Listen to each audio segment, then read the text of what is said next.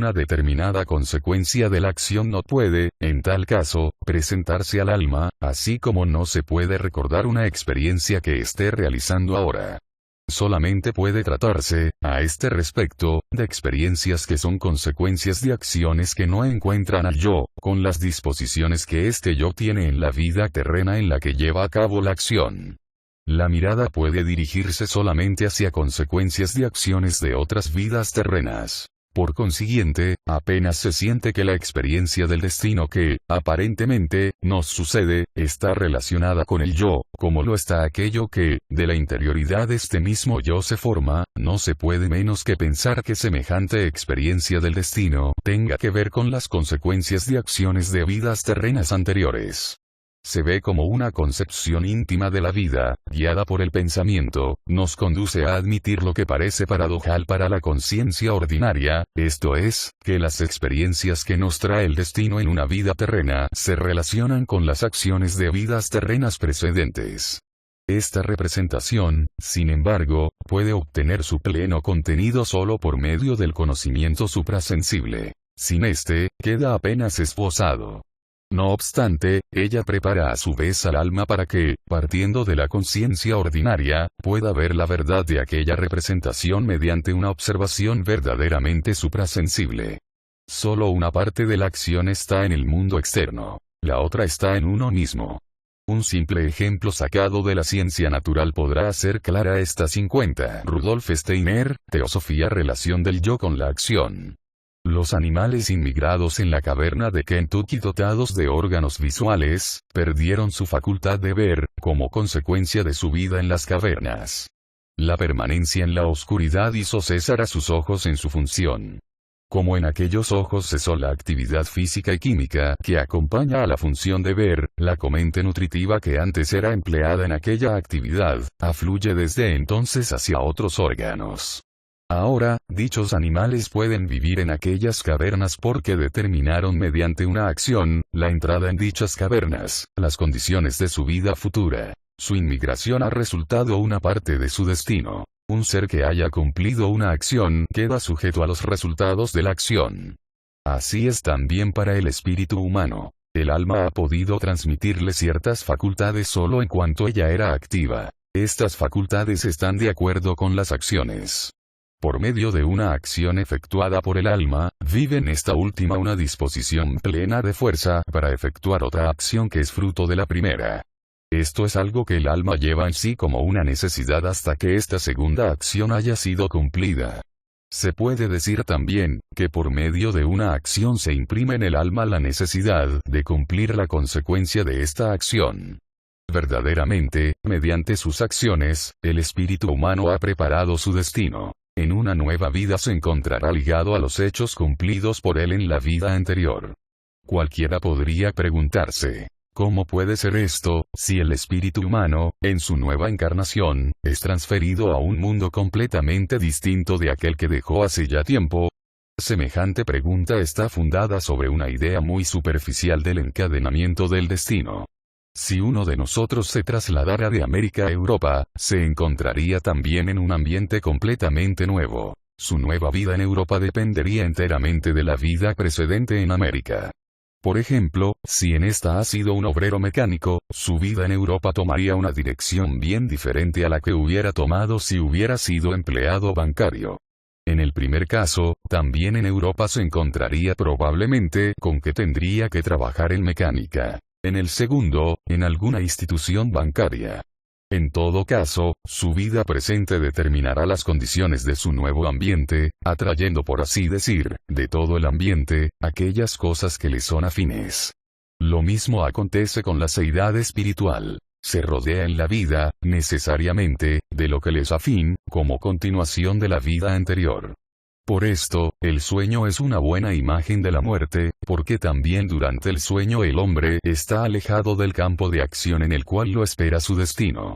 Mientras dormimos, los 51. Rudolf Steiner, Teosofía. Acontecimientos continúan desarrollándose en aquel campo y durante ese tiempo no tenemos influencia alguna sobre aquel desarrollo. No obstante, nuestra vida, cada nuevo día, depende de los efectos de las acciones realizadas en el día anterior.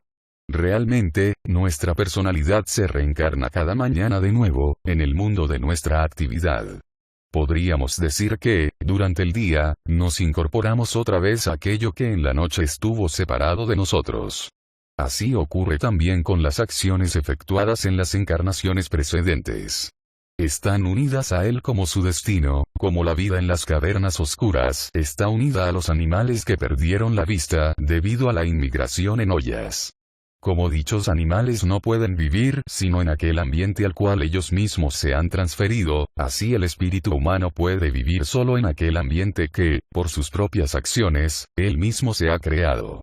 El curso directo de los acontecimientos hace que encontremos a la mañana el estado de cosas que hemos creado en el día anterior. Y la afinidad de nuestro espíritu, nuevamente incorporado con las cosas del ambiente, tiene por efecto que, volviendo a encarnarnos, encuentre un ambiente correspondiente al resultado de nuestras acciones en la vida precedente. De todo esto se puede formar una idea de cómo el alma está incorporada a la entidad del hombre. El cuerpo físico está sometido a las leyes de la herencia, en cambio el espíritu torna a reencarnar siempre de nuevo, llevando consigo por ley, los frutos de las vidas precedentes a las nuevas vidas.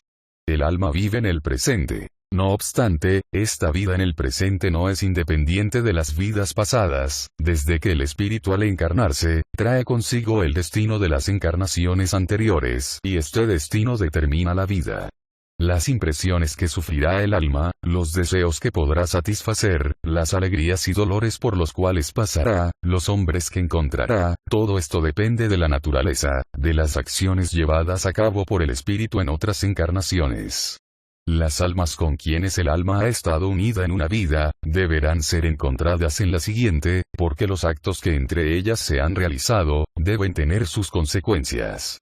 Un alma tiende a la reencarnación simultáneamente con aquellas que han estado unidas a ella y recíprocamente. En consecuencia, la vida del alma es el resultado del destino creado por el mismo espíritu humano. Por tanto, tres son las cosas que determinan el decurso de la vida del hombre entre el nacimiento y la muerte, y por esta razón, depende de una manera triple de factores que están más allá de estos dos términos. El cuerpo está sujeto a las leyes de la herencia. El alma está sometida al destino que ella misma se ha creado. Este destino que el hombre se ha creado, es lo que se llama karma, usando un término antiguo. Y el 52. Rudolf Steiner, Teosofía Espíritu obedece a las leyes de la reencarnación, de las repetidas vidas terrestres. Por tanto, podemos expresar las relaciones entre el espíritu, el alma y el cuerpo, del modo siguiente. El espíritu es eterno. La corporeidad está sometida al nacimiento y a la muerte según las leyes del mundo físico. La vida del alma que está sometida al destino, se interpone para unir al espíritu con la corporeidad durante el curso de una vida terrestre. Para todo ulterior conocimiento sobre la entidad del hombre es necesario conocer los tres mundos a los que pertenece. De esto trataremos en el capítulo siguiente. El pensamiento vivo que observa sin prejuicios los fenómenos de la vida y no teme considerar las ideas que se le presentan, hasta sus últimas consecuencias, puede llegar, mediante la sola lógica, a la idea de las vidas terrenas sucesivas y a las leyes del destino. De la misma manera como es verdad que para el clarividente se presentan las vidas anteriores como en un libro abierto, así también, la verdad de todo esto puede presentarse con la misma claridad a la razón que lo contempla. Compárese esto que se ha dicho con las observaciones y notas que se hallan al final del libro. 53. Rudolf Steiner, Teosofía. Los tres mundos primero. El mundo anímico. El examen del hombre ha demostrado que pertenece a tres mundos. El mundo de la corporeidad física provee las materias y las fuerzas que constituyen el cuerpo. El hombre adquiere conocimientos de este mundo por medio de las percepciones de los sentidos físicos externos. El que se fía únicamente de estos sentidos y desarrolla solamente las facultades de percepción de dichos sentidos, no puede adquirir noción alguna de los otros dos mundos, esto es, del mundo anímico y del mundo espiritual. Adquirir la persuasión de la realidad de un objeto o de un ser, depende de que se tenga un órgano o un sentido para percibirlo. Naturalmente, es fácil caer en malentendidos si, como aquí se ha dicho, los órganos de la percepción superior son llamados sentidos espirituales. Porque cuando se habla de sentidos, de hecho se los relaciona con la idea del físico. Tanto es verdad, que el mundo físico es también caracterizado con el nombre de mundo sensorial, en oposición al mundo espiritual. Para evitar este malentendido, es necesario tener en cuenta que hablamos de sentidos superiores figuradamente. Como los sentidos físicos perciben lo que es físico, del mismo modo, los anímicos y espirituales perciben lo que es anímico y espiritual. Usamos el término sentido únicamente para designar los órganos de percepción. El hombre no tendría noción alguna de luz o de color si no tuviera los ojos sensibles a la luz, ni podría saber nada del sonido si los oídos no fuesen sensibles al sonido. A este respecto, dice el filósofo Locke, donde no existiese el ojo sensible a la luz y el oído abierto al sonido, todo el mundo sería oscuro y silencioso. No habría en él luz ni sonido, como no podría haber dolor de muelas si no existiese dentro de éstas un nervio sensible al dolor. Para comprender en su verdadero sentido todo cuanto se ha dicho, es necesario considerar cuán diferente debe aparecer el mundo a aquellos organismos inferiores, que poseen solamente sobre toda la superficie de su cuerpo una especie de sentido del tacto. Luz, color y sonido no existen, ciertamente, para semejantes organismos en igual sentido como para los demás seres provistos de ojos y oídos. Quizás ejercen también un efecto sobre ellos las vibraciones del aire causadas por un disparo de fusil, si éstas le llegan. Pero para que tales vibraciones se manifiesten al 54 Rudolf Steiner, Teosofía Alma como una detonación, es necesario que haya un órgano auditivo. De la misma manera, es necesario un órgano visual para que ciertos procesos en la materia sutilísima del éter, se manifiesten como luz y color. El hombre sabe algo de un objeto, de un ser, únicamente si recibe una impresión o un efecto mediante uno de sus órganos. Estas relaciones del hombre con el mundo de la realidad están expresadas magistralmente en las siguientes palabras de Goethe. Verdaderamente, nos fatigamos en vano para expresar la naturaleza de una cosa. No percibimos más que efectos. Y una historia completa de tales efectos quizás abarcaría la naturaleza de aquella cosa. En vano nos cansaremos de describir el carácter de un hombre. En cambio, si reunimos todas sus acciones, las obras que ha llevado a cabo, se nos presentará al instante una imagen de su carácter. Los colores son las actividades de la luz, actividades y sufrimientos. Los colores y la luz tienen entre sí relaciones estrechísimas, pero a ambas debemos considerarlas como pertenecientes a toda la naturaleza, porque es toda la naturaleza que por aquel medio se quiere revelar de un modo particular al sentido de la vista. Así también la naturaleza se revela a otros sentidos, desciende a hablar a otros sentidos, a sentidos conocidos, mal conocidos y desconocidos. Así, se habla a sí misma y a nosotros por medio de 1000 fenómenos. Para aquel que está atento nunca está muerta ni muda. Sería un error interpretar estas palabras como si ellas cegasen la posibilidad de conocer la naturaleza esencial de las cosas. Goethe no entendía decir que se perciben solamente los efectos de una cosa, y que detrás de los efectos está oculta la naturaleza de la cosa. Más bien, consideraba que no se debe hablar de ningún modo de tal esencia oculta. La naturaleza esencial de una cosa no está detrás de la manifestación de la misma, más bien se revela a través de la manifestación. Solo que esta esencia es frecuentemente de tanta variedad, que puede manifestarse a otros sentidos también en otras formas.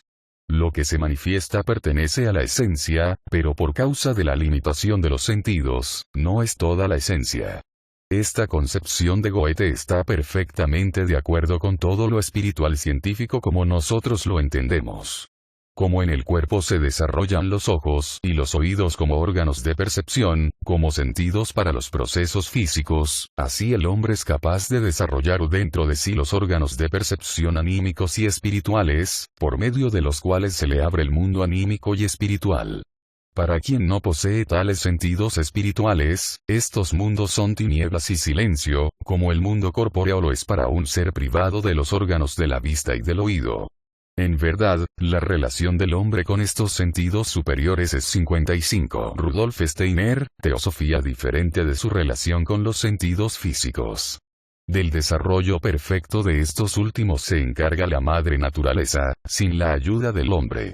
En cambio, el desarrollo de los sentidos superiores, necesita que trabaje él mismo. Tiene que cultivar el alma y el espíritu si quiere recibir el mundo anímico y el espiritual, tal como la naturaleza ha trabajado y cultivado su cuerpo, para que él pueda percibir las cosas del ambiente físico y se pueda orientar. Semejante desarrollo de los órganos superiores, que la naturaleza por sí misma no ha desarrollado todavía, no es contrario a la naturaleza, pues en sentido más elevado todo lo que el hombre realiza pertenece a la naturaleza. Solo quien pretenda que el hombre deba permanecer en ese grado de evolución en el cual ha sido puesto por la mano de la naturaleza, podría llamar contrario a la misma el desarrollo de los sentidos superiores. Este desconocería el significado de tales órganos en el sentido de la frase citada de Goethe, pero debería entonces combatir toda educación del hombre porque ésta también continúa la obra de la naturaleza. Y aún más, debería oponerse a la operación de los ciegos de nacimiento, porque pueden ser comparados a ellos, después de la operación, los que por sí mismos han despertado los sentidos superiores, del modo descrito en la última parte de este libro. A los que han despertado el sentido espiritual, el mundo se les aparece dotado de nuevas cualidades, muy variado en procesos y en hechos de los que los sentidos físicos no revelan nada. Y comprenden que nada se agrega arbitrariamente a la realidad mediante tales órganos superiores, pero que sin estos les hubiera quedado oculta la parte esencial de aquella realidad. El mundo anímico y el espiritual no están juntos al mundo físico o fuera de este, no están separados del mismo modo en el espacio, pero como para el ciego de nacimiento, después de la operación, el mundo, antes oscuro, irradia luz y color, así ocurre a aquel que ha despertado al alma y al espíritu. Objetos que se le manifestaban solo físicamente, le revelan sus propias cualidades anímicas y espirituales. Indudablemente, estos mundos contienen también procesos y entidades que no son, ciertamente, conocidos por aquellos que no han despertado para la percepción anímica y espiritual. Más adelante se tratará en forma más particularizada el desarrollo de los sentidos superiores. Momentáneamente, describiremos aquí solo estos mundos superiores.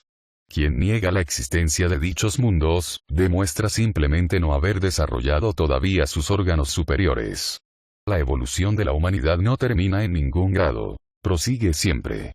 A menudo, involuntariamente, nos imaginamos los órganos superiores demasiado semejantes a los físicos. Pero es necesario darse cuenta que, con respecto a tales órganos, se trata de formaciones espirituales o anímicas. Por 56. Rudolf Steiner, Teosofía. Tanto, no debe suponerse que lo que se percibe en los mundos superiores sea, simplemente, materia más enrarecida, como nebulosa. Mientras se suponga semejante cosa, no se podrá llegar a una idea clara de lo que verdaderamente entendemos aquí por mundos superiores. Para muchas personas, no sería difícil, como lo es en realidad, conocer algo de estos mundos superiores. Al principio, naturalmente, las cosas más elementales, si no se imaginasen, que lo que deben percibir, debe ser algo semejante a lo físico, pero enrarecido. Luego de dejar sentada esta premisa, no quieren creer, generalmente, de lo que se trata en realidad. Lo encuentran irreal, no lo reconocen como algo satisfactorio. Ciertamente, los grados superiores de la evolución espiritual, no son de fácil acceso, pero el grado en que se llega a reconocer la naturaleza del mundo espiritual, y esto ya es mucho, no sería tan difícil de obtener, si la gente quisiera, ante todo, liberarse del prejuicio de creer que lo anímico y lo espiritual sean algo así como lo físico, pero más sutil. Como no conocemos a un hombre completamente, cuando no tenemos más que la representación de su apariencia exterior, del mismo modo conocemos el mundo que nos rodea, ya que no sabemos de él más que lo poco que nos revelan los sentidos físicos.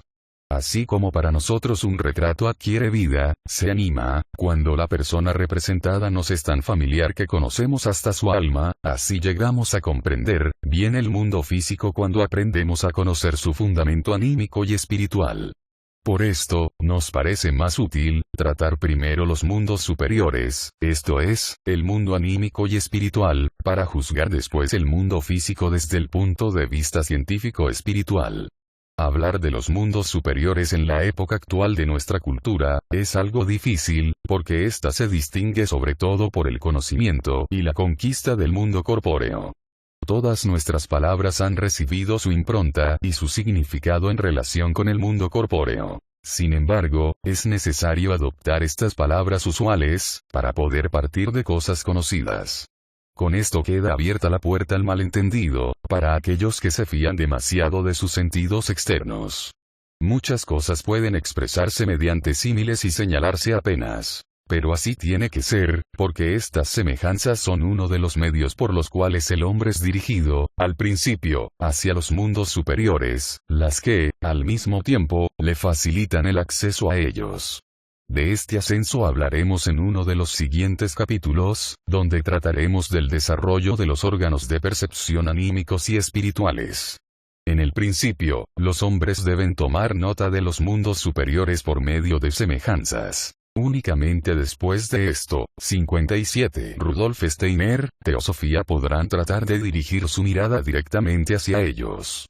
Como las materias y las fuerzas que componen y rigen nuestro estómago, nuestro corazón, nuestros pulmones y nuestro cerebro, etc., provienen del mundo corpóreo, así nuestras cualidades anímicas, nuestros impulsos, deseos, sentimientos, pasiones y sensaciones, provienen del mundo anímico. El alma del hombre es una parte de este mundo anímico, así como su cuerpo es una parte del mundo físico corpóreo.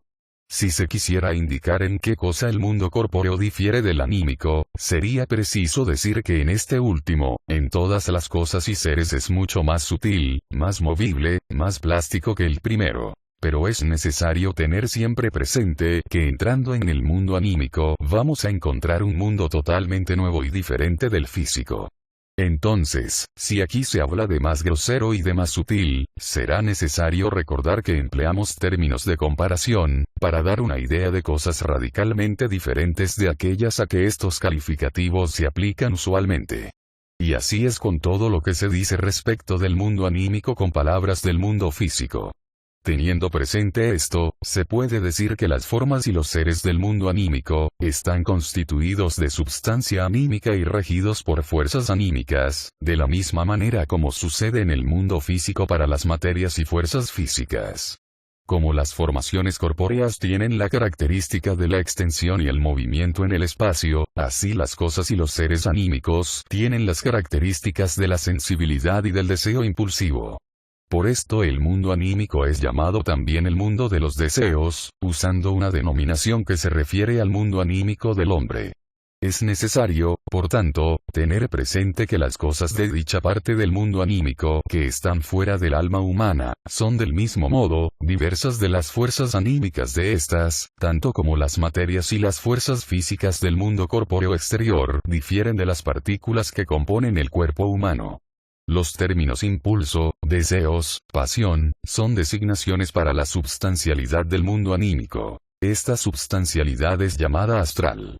Si se consideran especialmente las fuerzas del mundo anímico, se puede hablar como de esencia del deseo. Pero no hay que olvidar que la distinción entre fuerza y materia no puede ser tan demarcada como en el mundo físico. Un impulso suele ser llamado igualmente tanto fuerza como materia. Para quien consigue por primera vez echar una mirada al mundo anímico, la diversidad con el mundo físico le ocasiona no poca confusión. Lo mismo se verifica también cuando un sentido físico, hasta entonces inactivo, se despierta. También el ciego de nacimiento, después de la operación que le 58 Rudolf Steiner, Teosofía ha proporcionado la vista, debe aprender a orientarse en el mundo que anteriormente conocía solo por medio del tacto. Por ejemplo, ve al principio los objetos dentro del ojo. Más tarde los ve afuera, y todo le parece todavía como pintado sobre una superficie plana. Paulatinamente va comprendiendo la perspectiva, la distancia recíproca de los objetos, etc. En el mundo anímico rigen leyes totalmente diversas de las del mundo físico. Es verdad que muchas formas anímicas están relacionadas con la de otros mundos, como por ejemplo, el alma del hombre, tiene relación con el cuerpo físico y con el espíritu humano. Por eso, los procesos que pueden observarse en el alma humana sufren, al mismo tiempo, la influencia del mundo físico y del mundo espiritual. Es necesario tener en cuenta este hecho en las observaciones del mundo anímico y no deben considerarse como leyes anímicas, las que provienen de la influencia de otro mundo. Por ejemplo, cuando un hombre manifiesta un deseo, este es siempre producto de un pensamiento, de una imagen del espíritu y, naturalmente, sigue las leyes de este. ¿Y cómo es posible establecer las leyes del mundo físico, haciendo abstracción de la influencia del hombre sobre los procesos físicos? Del mismo modo se puede proceder para el mundo anímico. Una diferencia importante entre los procesos anímicos y los físicos puede expresarse diciendo que la recíproca acción en los primeros es mucho más interiorizada que en los segundos. En el espacio físico, por ejemplo, domina la ley de la fuerza de la propulsión. Si una bola de marfil choca contra otra que está inmóvil, esta otra comienza a moverse en una dirección que puede ser calculada por el movimiento y elasticidad de la primera.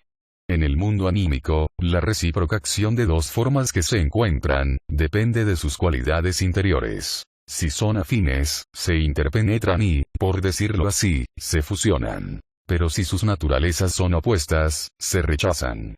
En el espacio corpóreo, por ejemplo, existen, para la vista, determinadas leyes. Los objetos lejanos se ven, en razón de la perspectiva, empequeñecidos.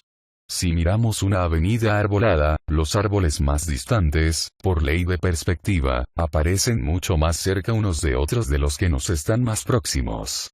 En el espacio anímico, en cambio, todas las cosas, próximas o lejanas, aparecen al clarividente distanciadas de acuerdo con la naturaleza interior de ellas. Esta es, naturalmente, una fuente de múltiples y variados errores para quien entra en el espacio anímico y quiere aplicar en él las leyes del mundo físico a que está habituado. Para orientarse en el mundo anímico es indispensable, ante todo, aprender a distinguir las distintas categorías de sus formas, como en el mundo 59. Rudolf Steiner, Teosofía Físico se distinguen los cuerpos sólidos, los líquidos y los gaseosos. Pero para llegar a esto, es necesario conocer las dos fuerzas fundamentales que ahí tienen mayor importancia. Podemos llamarlas la simpatía y la antipatía.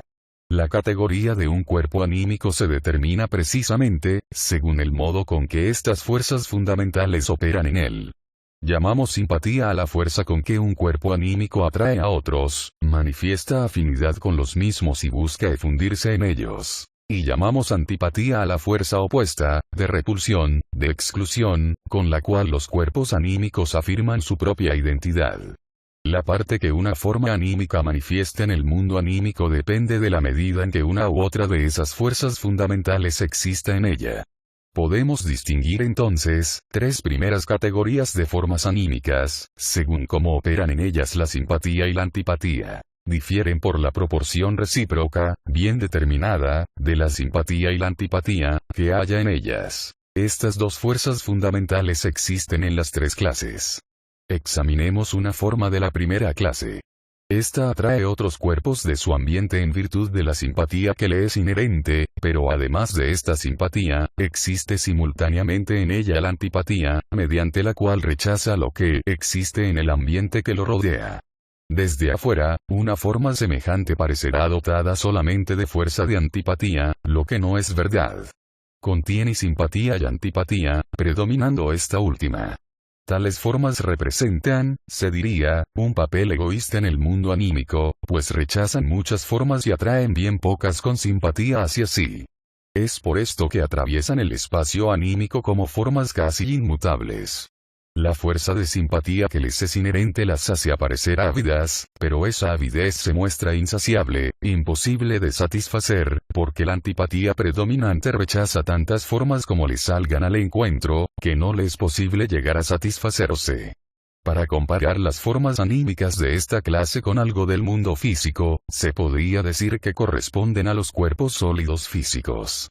Podemos llamar a esta región o categoría de la materia anímica la región del deseo ardiente. La cantidad de esta materia contenida en el alma de los animales y de los hombres, determina en ellos lo que llamamos los bajos impulsos sensuales y los preponderantes instintos egoístas.